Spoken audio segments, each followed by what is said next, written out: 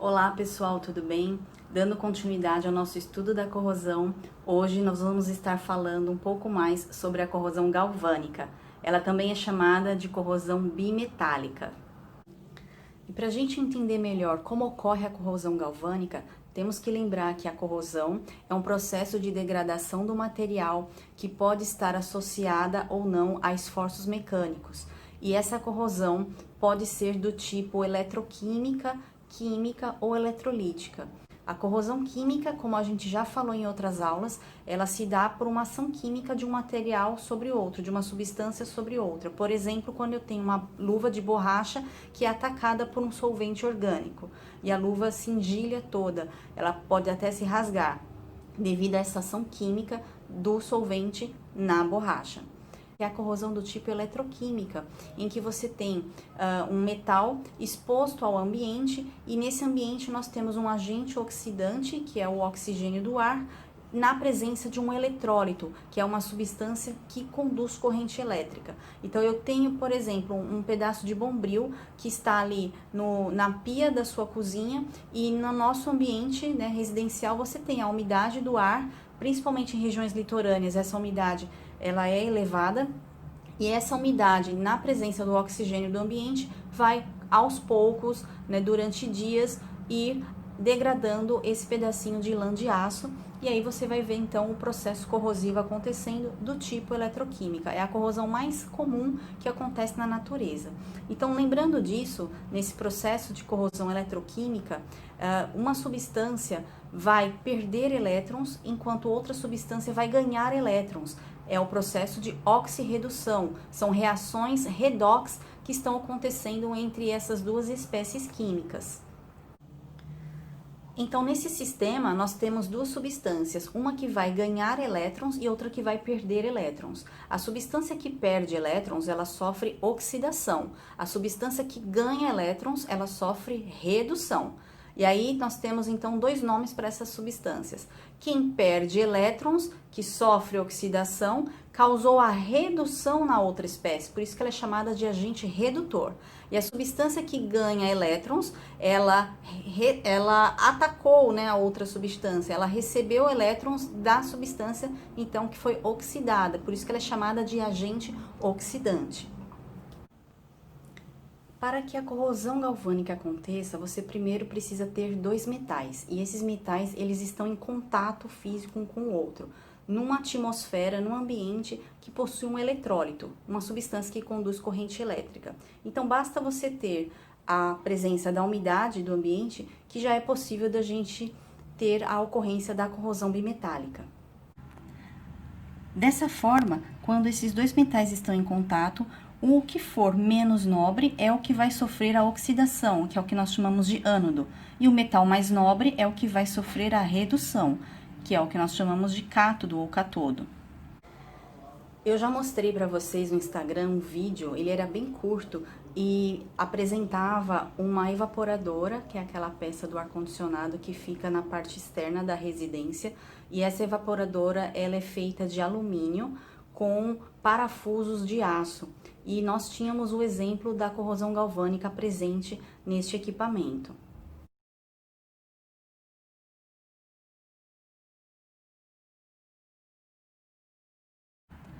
A corrosão galvânica, ela pode ser também chamada de corrosão eletroquímica, já que o processo eletroquímico é aquele que converte energia química em energia elétrica.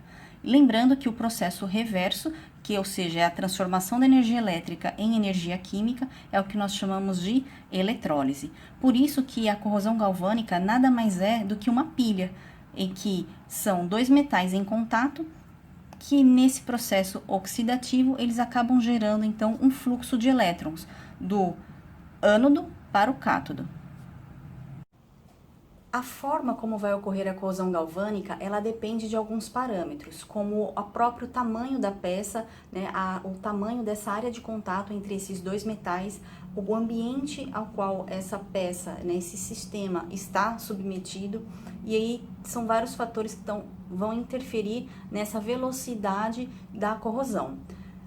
Por exemplo, nós já acabamos de falar que a gente precisa de um eletrólito, que é a substância por onde vão fluir os elétrons, a substância condutora de corrente elétrica, que no nosso cotidiano é a presença da água ou simplesmente a umidade. Gotículas de água já são suficientes para causar a corrosão galvânica. Só que se você tem o exemplo do aparelho de ar-condicionado, ele está instalado numa região próxima ao mar, você tem então a influência da maresia, da salinidade, e aí vai ter o processo acelerado. Outros fatores que podem acelerar a corrosão seriam a presença de acidez no ambiente, a presença de micro-organismos, porque bactérias, elas produzem substâncias ácidas, no seu metabolismo elas excretam substâncias ácidas, e um meio acidificado também aumenta a condutividade elétrica. Posso também ter como um parâmetro a presença de poeira, que também acelera o processo corrosivo.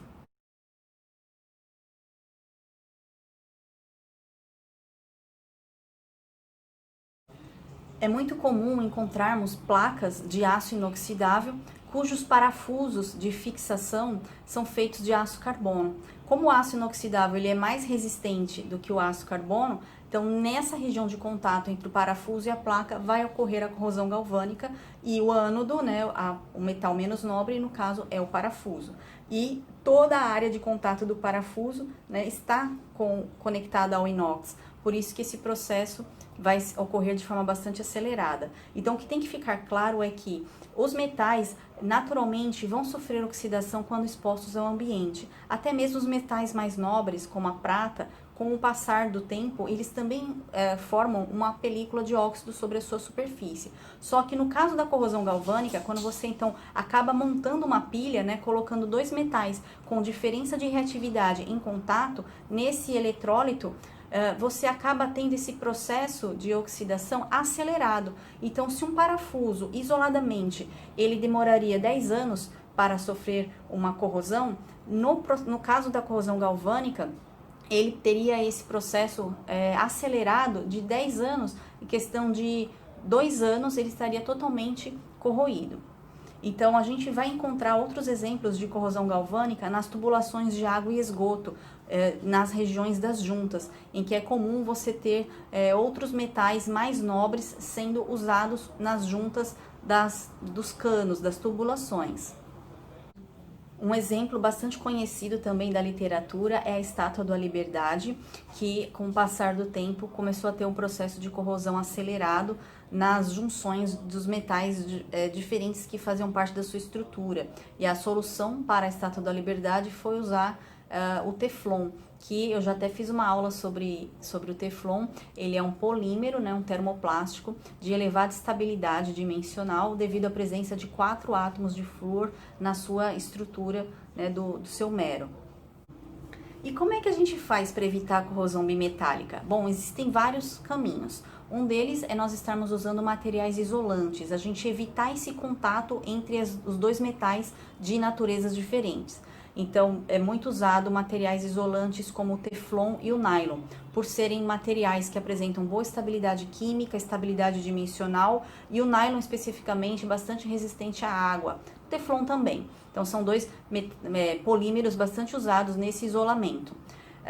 Algumas borrachas também, por serem de baixo custo, podem estar sendo empregadas também. A gente vê muitas estruturas de estacionamento, Então, você tem a coluna de sustentação de um metal A, e você tem as chapas de zinco, que são leves e de baixo custo, bastante resistentes à oxidação, porque forma camada passiva, o óxido de zinco. Também já falei disso em outra aula para vocês. E aí você, então, nessa junção da coluna com as chapas de zinco, você pode botar um calçozinho de borracha ou de madeira para evitar esse contato físico entre o aço e o zinco. Por que a coluna seria de aço, de um toldo de estacionamento? Porque você precisa de uma resistência mecânica, Você pode ter um carro que numa manobra possa bater na coluna, e o próprio peso de sustentação desse telhado de zinco. Então, você precisa de um metal mais resistente. Então, você pode usar o aço nessas vigas, nessas colunas. Uma outra forma da gente estar separando esses dois metais do contato físico seria o uso de tintas e vernizes, já que são substâncias à base de polímeros, portanto com características isolantes eletricamente. E existe uma terceira forma da gente estar evitando a corrosão galvânica, é de você ter um ambiente livre de água, o que é muito difícil, já que muitas estruturas metálicas elas estão expostas ao ambiente. Então é natural, né, que a umidade do ar, a própria chuva, né, a maresia, são fatores que fazem com que a peça esteja 100% da sua vida útil exposta a esse ambiente com eletrólito. Você não tem eletrólito, você pode ter o oxigênio e aí você não vai ter a corrosão, tá? Então eu preciso de eletrólito e preciso do oxigênio para corrosão do tipo eletroquímica. A galvânica é a corrosão que você vai ter o eletrólito e eu preciso apenas então ter dois metais em contato e que sejam de naturezas diferentes. Então eles vão ter potenciais de oxidação ou potenciais de redução diferentes. É a natureza de cada elemento, de cada substância. Bom, pessoal, espero que vocês tenham gostado dessa aula. A gente precisa conversar mais sobre corrosão. Tem um tipo de corrosão que também é bastante importante, que é a corrosão por pitch ou pitching. Ela, traduzindo, né, ela é chamada também de corrosão por pontos. É uma corrosão muito típica, muito característica. Ela é típica de ambientes com presença de cloreto de sódio, ou seja, a salinidade que vem do mar. Então, é uma corrosão importante de estudar, porque a parte visível, ela nos engana. Você pensa que são pontinhos, né, localizados e que não estão comprometendo a estrutura, mas é uma corrosão que ela tem uma profundidade. Avança no material pela sua profundidade, por isso que ela é importante de ser acompanhada. E aí, quando necessário, fazer a intervenção substituindo a peça para não comprometer a segurança das pessoas que estão sob esse ambiente onde existem essas instalações metálicas passíveis de sofrer oxidação. Tá bom? Obrigada e até a próxima aula.